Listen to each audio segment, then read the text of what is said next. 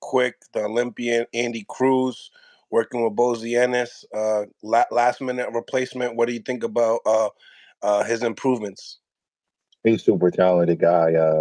I had one of my kids go out there and spar him, and he can fight. He got a lot of talent. He got a lot of stuff to do. The Cuban background, and then whenever you're around a great fighter in the gym, you pick up on a lot of their stuff. So he's picking up on stuff that Boots and Boozy do, and they doing great, man. I've seen them box a few times. I was, I got a chance to let my guy get some work with him a few times, and he's a tremendous fighter, tremendous talent, a lot of confidence, a lot of agility, a lot of reflexes.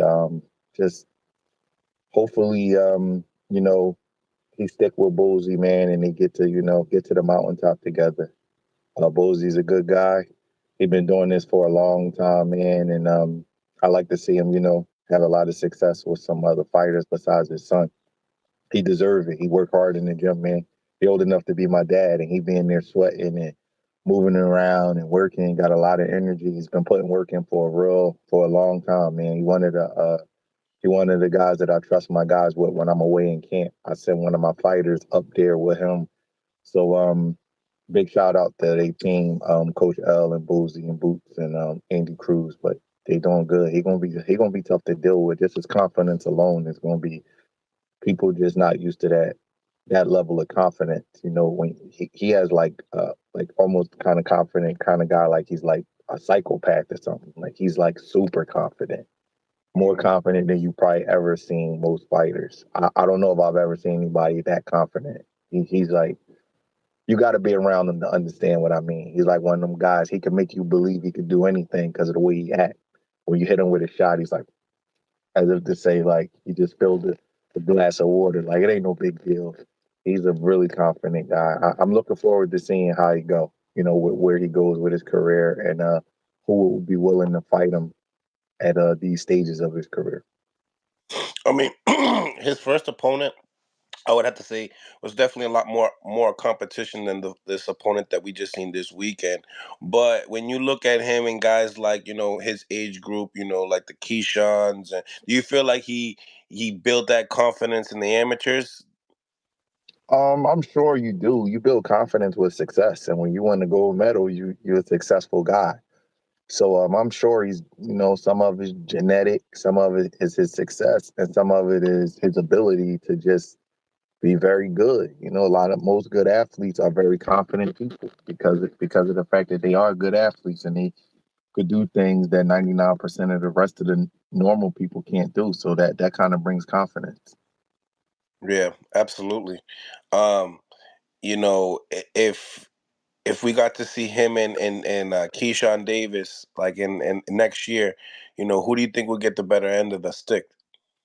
I don't know. Keyshawn will have to overcome the mental part of losing to him so many times. Pro game is different. Obviously it is.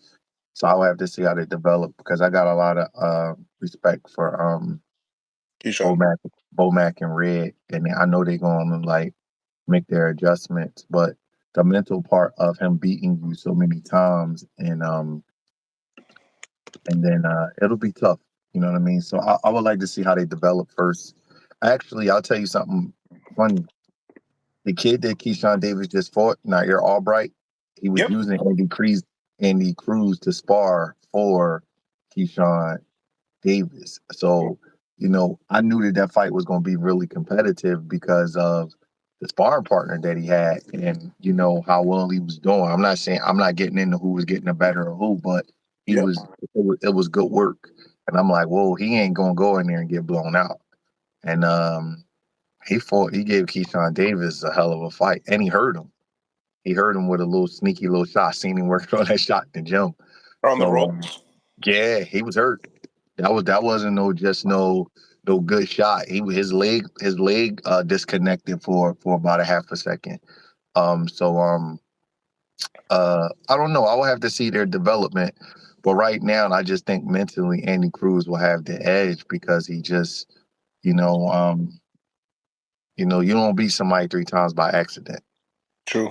It's not luck. You know what I mean? It's not an accident. Even though in this, the pro fighting is a different fight. It's longer rounds, no headgear, and things like that. But you know, um, let's just see how they adjust. Moving forward. 100%. Co-main event.